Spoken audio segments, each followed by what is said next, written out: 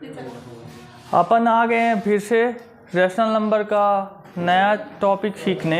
आपको मैंने कुछ प्रॉपर्टी बता दी हैं और आज मैं आपको बताऊंगा क्या होती है डिस्ट्रीब्यूटिविटी, और अपन कुछ एक्सरसाइज के क्वेश्चन भी सॉल्व करेंगे। तो अपन स्टार्ट करते हैं क्या होती है डिस्ट्रीब्यूटिविटी। उससे मैंने आपको पहले समझाया है कि क्या होती है कम्यूटेटिविटी, क्या होती है एसोसिएटिविटी, क्या होती है क्लोजर प्रॉपर्टी। यहाँ पे अपन देखने जा रहे हैं डिस्ट्रीब्यूटिविटी। देखो बेटा, डिस्ट्रीब्यूटिविटी मतलब होता है डिस्ट्रीब्यूशन। एक्चुअली ये किसी ऑपरेशन की पर्टिकुलर प्रॉपर्टी नहीं है। मतलब आप ऐसा नहीं होता कि एडिशन, सब्ट्रैक्शन, मल्टीप्लिकेशन ऐसा कुछ अप्लाई हो। डिस्ट्रीब्यूटिविटी का सिंपल सा मीनिंग है कि अगर 3 rational number A B C दिए हुए हैं, ठीक है, रेशनल नंबर नहीं है, मान लो कि आप कोई नेचुरल नंबर, होल नंबर या कुछ भी हो सकते हैं, और ए बी सी 3 नंबर हैं और कुछ इस तरीके से लिखे हुए हैं कि ए क्रॉस बी प्लस सी। क्या लिखा हुआ है बेटा? ए क्रॉस बी प्लस सी। आपको पता है कि अगर ब्रैकेट के बाहर कोई भी नंबर लिखा होता है तो वो ब्रैकेट के अंदर लिखे हुए नंबर से उसका मल्टीप्लाई किया जाता है, ठीक है। तो अगर हम इस वैल्यू को इक्वल लिख पाते हैं ए बी प्लस ए सी के फॉर्म में, तो हम बोलेंगे कि ये डिस्ट्रीब्यूटिव प्रॉपर्टी हम यूज कर रहे हैं। डिस्ट्रीब्यूटिविटी हमेशा अप्लाई होती है अगर हमको कुछ ऐसा फॉर्म दिया हो तो, हमेशा, ठीक है। कुछ ऐसा फॉर्म दिया होगा तो ए बी प्लस बी ए सी के फॉर्म में हम लिख पाएंगे। लाइक अगर आपने 2 रेशनल नंबर ले लिए, मैं आपको एग्जांपल लेके बताता हूँ। आपने 3 रेशनल नंबर लिए, प्रीवियस में भी मैंने ऐसे ही एग्जांपल लिए हैं, तो आपको वैसे ही सेम एग्जांपल्स को लेके मैं आपको ये समझाने की कोशिश करूँगा ताकि ज़्यादा आपके लिए प्रॉब्लम ना हो, आप इसको आसानी से समझ जाए, ठीक है। तो आपने मान लो कि एक रेशनल नंबर ले लिया क्या 2/3, दूसरा रेशनल नंबर ले लिया आपने 4/5 और तीसरा नंबर ले लिया 7/6, ठीक है। अब क्या करेंगे अपन कि जैसा आपको मैंने बताया था कि हम इस फॉर्म में लिखेंगे, कैसा, ए बी प्लस सी, ठीक है। तो यहाँ पे हमारे रेशनल नंबर क्या है बेटा? यहाँ पे हमारे रेशनल नंबर हैं a/b, c/d और e/f। तो अगर a/b, c/d और प्लस e/f लिखते हैं और उसकी वैल्यू इक्वल आ जाती है किसके बेटा? a/b क्रॉस c/d और प्लस a/b क्रॉस e/f। आपको देखना होगा कि जो 2 गिवन टर्म हैं उनमें से एक रेशनल नंबर क्या होगा? कॉमन होगा। जब आप ये प्रॉपर्टी लगाएंगे आपको कुछ ऐसे फॉर्म में दिया रहेगा, आपको इस फॉर्म में कन्वर्ट करके प्रॉब्लम को सॉल्व करना होगा। तो आपको देखना होगा कि क्या कोई एक रेशनल नंबर कॉमन है। अगर आपको एक रेशनल नंबर कॉमन दिख जाएगा किन्हीं भी 2 टर्म में, तो आप बोलोगे कि वो डिस्ट्रीब्यूटिव प्रॉपर्टी वहाँ पे हम यूज करेंगे और उसको सॉल्व करेंगे। क्लियर है? तो अपन आगे बढ़ते हैं और अपन अपने जो लिए हुए एग्जाम्पल को क्या लेते हैं, यहाँ पे वैल्यू पुट करके देखते हैं कि क्या ये सही हो पा रहा है या नहीं हो पा रहा है, ठीक है। तो मैं आपको LHS लेके समझा रहा हूँ। पहले LHS लेते हैं अपन, और LHS में a/b की जगह अपन ने 2/3 लिखा हुआ है, ठीक है। अपन ने c/d की जगह 4/5 लिखा हुआ है, वो लिख लेते हैं। और अपन ने e/f की जगह 7/6 को लिखा है, तो अपन 7/6 को ले लेते हैं। और अपन क्या करेंगे कि अब इसको सॉल्व करेंगे। सॉल्व कैसे करेंगे? जैसा मैंने बताया पहले भी है आपको कि कैसे रेशनल नंबर के एडिशन को सॉल्व करते हैं। जो भी वैल्यू आएगी यहाँ से रिजल्ट, उसका मल्टीप्लाई हम इससे कर देंगे, ठीक है। तो यहाँ पे आपने 2/3 लिया बेटा, आपने 5 और 6 का जब एलसीएम लिया तो वैल्यू आ जाएगी आपकी 30, ठीक है। अब आप क्या करोगे? 30 को 5 से डिवाइड करोगे, वैल्यू क्या आ जाएगी 6। और ध्यान दो बेटा कि ये फ्रैक्शन कुछ इस तरीके का है जिसमें जो डिनोमिनेटर गिवन है वो क्या है? को प्राइम। मैं एक वीडियो लेके आऊँगा जिसमें मैं पूरा फ्रैक्शन समझाऊंगा, जहां आपको ये सारी चीज़ें क्लियर हो जाने वाली हैं। लेकिन अभी अगर को प्राइम होते हैं तो मैंने बताया है कि क्रॉस मल्टीप्लिकेशन करते हैं और आपस में मल्टीप्लाई कर देते हैं, नीचे कुछ ऐसा और ऐसा और ऐसा। अगर इस तरीके का मल्टीप्लिकेशन हम कर देते हैं तो हमें डायरेक्ट सोल्यूशन फॉर्म हो जाता है। तो 6 5 4 24 और 5 से बन जाए, यहाँ पे क्या आ जाएगा 35, और वैल्यू क्या आ जाएगी बेटा 2/3। आप 24 और 35 को ऐड करोगे तो वो वैल्यू आ जाएगी 49/30, सॉरी यहाँ पे आएगा आपका 59/30 वैल्यू आएगी। और आप क्या करोगे, उसको सॉल्व करोगे कैसे? आप जस्ट मल्टीप्लाई कर दोगे, क्योंकि अब इसको फर्दर सॉल्व नहीं किया जा सकता है, तो आप 2/3 क्रॉस 59/30 लिखोगे। और आपको पता है कि जो रेशनल नंबर होते हैं उनका मल्टीप्लिकेशन कैसे किया जाता है, न्यूमरेटर को न्यूमरेटर से और डिनोमिनेटर को डिनोमिनेटर से मल्टीप्लाई करके। तो 2 को 59 से जब आप मल्टीप्लाई करोगे तो आपकी वैल्यू कितनी आ जाएगी, 118, और 30 का 3 से मल्टीप्लाई करोगे तो वैल्यू आ जाएगी 90। ठीक है बेटा, तो ये वैल्यू फॉर्म हो रही है। अब अपन इसका RHS देखते हैं, क्या RHS सेम वैल्यू दे रहा है। अगर सेम वैल्यू दे रहा है मीन्स ये पॉसिबल हो पा रहा है, अगर नहीं दे रहा है मतलब पॉसिबल नहीं है, सिंपल सा मीनिंग है। तो 2/3 को आप मल्टीप्लाई करोगे 4/5 से, और जो भी वैल्यू आएगी उसका एडिशन करोगे 4/5 सॉरी 2/3 और क्रॉस 7/6 से। ठीक है, तो पहले आप मल्टीप्लाई करोगे तो क्या आ जाएगा बेटा, 8/20, 8/15, और यहाँ पे क्या आ जाएगी वैल्यू बेटा, 14/18। अब आपको क्या है, 15 और 18 का एलसीएम लिखना है। तो 18 और 15 का एलसीएम कितना होता है। ठीक है, तो आपको पता है कि 18 को अगर फैक्टराइज फॉर्म में लिखा जाए तो 6x3 इंटू 3 आता है, और इसको 3 × 5 लिखेंगे तो 3 जा 9, 5 जा कितना होगा आपका 45, 2 जा 90 आपका क्या हो जाएगा एलसीएम। आप एलसीएम फाइंड कर सकते हैं। ठीक है, एलसीएम अगर आपको नहीं आता है तो मैं एलसीएम भी दूसरे वीडियोज को लेके एलसीएम और एचसीएफ भी सिखाऊंगा। ठीक है, तो 15 6 जा 90, 6 का 8 से मल्टीप्लाई करेंगे तो 48, 90 को अगर आप 18 से डिवाइड करोगे तो वैल्यू आएगी 5 को 14 से मल्टीप्लाई करोगे तो क्या आ जाएगा 70। ठीक है, तो यहाँ पे वैल्यू आपको क्या मिलेगी 118/90। आप देखो कि ये क्या है बेटा, हमारी RHS की वैल्यू है और ये हमारी LHS की वैल्यू है। दोनों वैल्यू क्या है बेटा, सेम है। और अगर दोनों वैल्यू सेम आ रही है इसका मेन मतलब है कि ये डिस्ट्रीब्यूटिविटी ऐसे फॉलो हो रही है, मतलब ऐसा पॉसिबल है कि अगर अपन A/B bracket B/C plus E/F कर दें, मीन्स A/B अपन ने एग्जाम्पल लिया था, उसके बाद मैंने बोल दिया लास्ट टर्म में कि B/C, चलिए अपन ने एग्जाम्पल क्या लिया था A/D, तो A/B bracket C/D plus E/F bracket close को सॉल्व करते हैं तो अगर वैल्यू आ जाती है A/B cross C/D plus A/B cross E/F तो अपन बोलेंगे कि ये डिस्ट्रीब्यूटिविटी प्रॉपर्टी यहाँ पे यूज हो रही है। ठीक है बेटा, तो आज इस टॉपिक के बाद हमारी सारी प्रॉपर्टी ख़त्म होती है।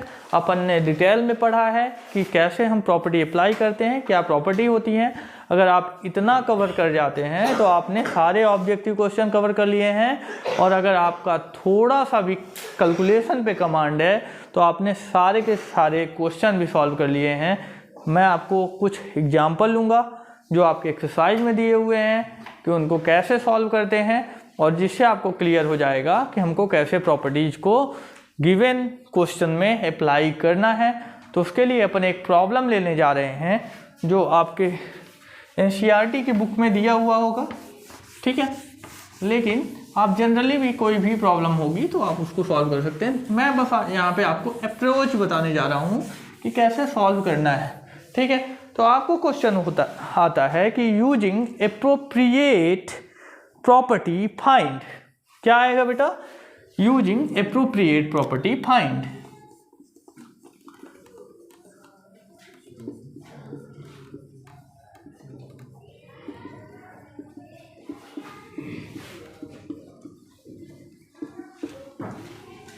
फाइंड क्या फाइंड करना रहेगा, आपको क्वेश्चन दिया रहेगा। क्वेश्चन अगर मान लो कुछ इस तरीके से दिया है कि 2/5 क्रॉस -3/7, ये एक पहली टर्म दी हुई है, आपको दूसरी टर्म दी है -1/14, और तीसरी टर्म आपको दे रखी है, मान लो कि यहाँ पे माइनस या प्लस का साइन है, कुछ भी दे सकता है। अपन यहाँ पे लेते हैं 3/7 और मल्टीप्लाई करते हैं इसको 3/5 से। कुछ इस तरीके की अगर प्रॉब्लम है तो इसको कैसे सॉल्व करें। ठीक है, आपने प्रॉपर्टी सारी पढ़ ली है तो ये बहुत ही इजी होगा आपके लिए करना। कैसे करना है देखिए, अब आपको ये बोल रखा है कि प्रॉपर्टी, तो आप क्या करेंगे बेटा, एग्जाम में जब आप जाएंगे तो सॉल्यूशन लिखेंगे और आप लिखेंगे कि आपको गिवन है कि equal to question mark by using property, ये आपको क्वेश्चन दिया हुआ है। अगर आप क्वेश्चन को कुछ इस तरीके से गिवन सॉल्यूशन लिख के सॉल्व करते हैं तो आपके लिए वो जो स्कोर होते हैं वो ज़्यादा बेहतर हो जाते हैं। इन द केस आप कहीं गलत भी करते हो तो जो एग्जामिनर रहता है, जो आपकी कॉपी चेक कर रहा होता है, वो आपको 1 नंबर या 2 नंबर एटलीस्ट दे ही देता है अगर आप सही से रिप्रेजेंटेशन रखते हो अपनी कॉपी में। ठीक है, अपन लिखेंगे नाउ। ठीक है, और हम क्या करेंगे बेटा, इसको सॉल्व करना शुरू करेंगे।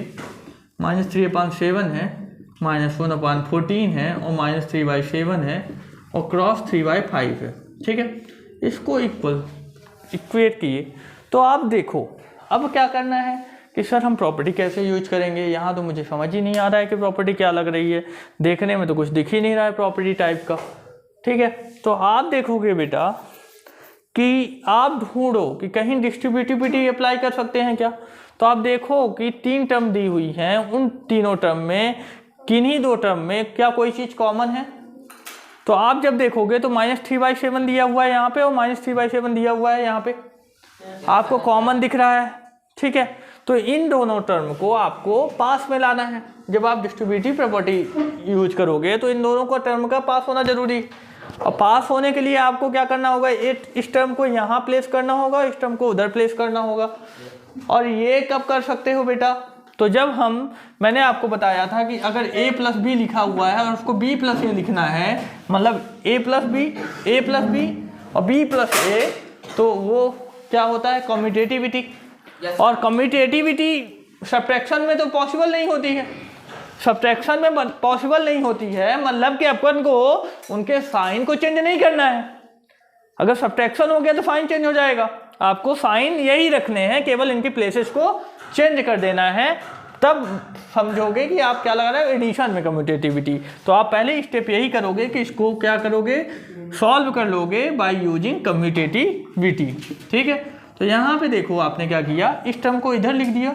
इस टर्म को जब आप इधर लिखते हैं तो वैल्यू ये आ जाती है आपकी, आपका साइन सेम है, कोई इफेक्ट पड़ेगा क्या, नहीं पड़ेगा, और -1/14। अब आप इनको सॉल्व करो या इसको सॉल्व करो, वैल्यू सेम आएगी, क्योंकि आप एडिशन में कम्यूटेटिविटी यूज कर रहे हो। जिन लोगों को कंफ्यूजन है मैं समझा दूं कि ऐसा लिखा हुआ है -a -b। ठीक है, अपन इसको ऐसा भी लिख सकते हैं बेटा, +-b, और आपने क्या किया है कि -b को पहले लिख दिया है और -a को बाद में लिख दिया है, कोई चेंजेस नहीं किए हैं। और माइनस प्लस अगेन हुआ तो -b और क्या आ गया, -a। सेम इस तरीके से सॉल्व किया है आपने। यहाँ पे देखो, अगर आप इसको एज्यूम करो कि ये आपका b है और ये है, तो कुछ ऐसा ही सीन आपको दिखेगा। ठीक है, ऐसा ही दिखेगा, इसको नोट करेंगे, ये बहुत ज़्यादा इंपॉर्टेंट है। अगर आप एक्सप्लेनेशन में इसको साइड में नोट करते हैं तो आपके नोट में ये हेल्पफुल होगा ये समझने के लिए कि मैंने कैसे कम्यूटेटिविटी को अप्लाई किया था यहाँ पे। ठीक है, और मैंने कौन सी कम्यूटेटिविटी अप्लाई की थी, एडिशन वाली। ऑपरेशन कौन सा था, एडिशन वाला। ठीक है, तो अपन यहाँ पे जब ये स्टेप करेंगे तो अपन यहाँ पे लिखेंगे कि बाय यूजिंग कम्यूटेटिविटी, तो आप लिखोगे बाय कम्यूटेटिविटी।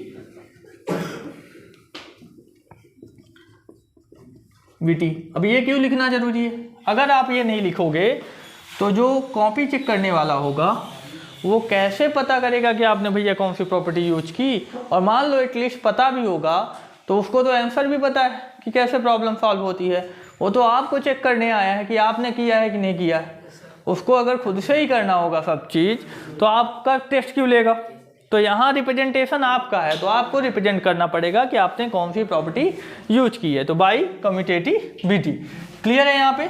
अब इसको मैं रब कर रहा हूँ। ठीक है, अब आपने जब कम्यूटेटिविटी यूज कर ली तो आपको एक क्लियर कट सीन दिख रहा होगा कि इधर से -3/7 और इधर से -3/7 एक कॉमन टर्म है दोनों टर्म में, और कॉमन टर्म है मतलब कि आप क्या कर सकते हो, इसको बाहर निकाल सकते हो। कौन सी प्रॉपर्टी यूज करके, डिस्ट्रीब्यूटिविटी प्रॉपर्टी यूज करके। अपन डिस्ट्रीब्यूटिविटी प्रॉपर्टी यूज करके इसको सॉल्व करेंगे। ठीक है बेटा, तो अपन सही से लिख देते हैं फिर से इसको, क्योंकि जब मैं इसको रब कर रहा था या आपको एक्सप्लेन कर रहा था तो इसमें थोड़ी चीज़ें इधर उधर हो गई थी। ठीक है, अब आप क्या करोगे बेटा, -3/7 कॉमन लोगे, और कॉमन ले लिए मतलब ये कैसा लिखा हुआ है बेटा, ये लिखा हुआ है ऐसा कि भैया 3 नंबर ऐसे थे A B + C, तो ये लिखा हुआ है कैसा बेटा, AB और AC। तो आपको कॉमन क्या दिख रहा है यहाँ पे, A, तो आप क्या काम कर रहे हो, A को बाहर निकालने का। यहाँ पे कॉमन क्या है, 3/7, तो यहाँ A कौन है, 3/7। तो जब आप इसको बाहर निकालोगे -3/7 को, तो वैल्यू क्या बचेगी यहाँ, +2/5 और +3/5। अब यहाँ आप दोनों प्लस में क्यों वैल्यू आई, क्योंकि जब आप माइनस कॉमन लेते हो तो जो टर्म का ओवरऑल साइन था ये माइनस था, क्योंकि प्लस माइनस माइनस ही आती वैल्यू, और प्लस माइनस माइनस ही आती वैल्यू, माइनस दी हुई है यहाँ पे। तो जब आप माइनस कॉमन करोगे तो दोनों क्या हो जाएगा, प्लस। जब आप माइनस कॉमन करते हो तो ब्रैकेट में अगर आपने कोई टर्म दी है उनको ब्रैकेट में लिखते हो और माइनस को बाहर निकालते हो, तो जो माइनस साइन रहता है वो पॉजिटिव हो जाता है और पॉजिटिव साइन निगेटिव हो जाता है। उसका रीजन सीधा सीधा ये है कि माइनस का जब प्लस से मल्टीप्लाई करेंगे तो माइनस आ जाएगा, माइनस का प्लस से मल्टीप्लाई करेंगे तो अगेन माइनस आ जाएगा, फिर माइनस फिर से हमको गेन हो जाएगा जो पहले दिया हुआ था। ठीक है, बैंक में क्या होता है कि अपन अपने से कुछ नहीं करते हैं, अपन जो दिए हुए इंस्ट्रक्शन है उन्हीं को फॉलो करके ही सॉल्व करते हैं। तो ऐसा नहीं है कि आपने कहीं माइनस लिखा है तो जबरदस्ती प्लस लिख दिया। ठीक है, अपन को उन्हीं इंस्ट्रक्शन के अकॉर्डिंग चलना है। अगर आप इतना जानते हो कि आप इंस्ट्रक्शन फॉलो करवा रहे हो, आप कहीं अपने से जबरदस्ती नहीं कर रहे हो क्वेश्चन के साथ, तो आप कभी गलतियां नहीं करोगे। ठीक है, अगर आप रूल के अकॉर्डिंग चलोगे तो आपसे किसी भी क्वेश्चन में कभी गलती नहीं होगी। ठीक है, तो ये कर दिया आपने। अब यहाँ पे आपने कौन सी प्रॉपर्टी यूज कर ली, तो आपने ये वाली प्रॉपर्टी यूज कर ली, और इसको क्या बोलते हैं बेटा, मैंने अभी बताया थोड़ी देर पहले। तो यहाँ पे अपन लिखेंगे बाई डिस्ट्रीब्यूटिविटी,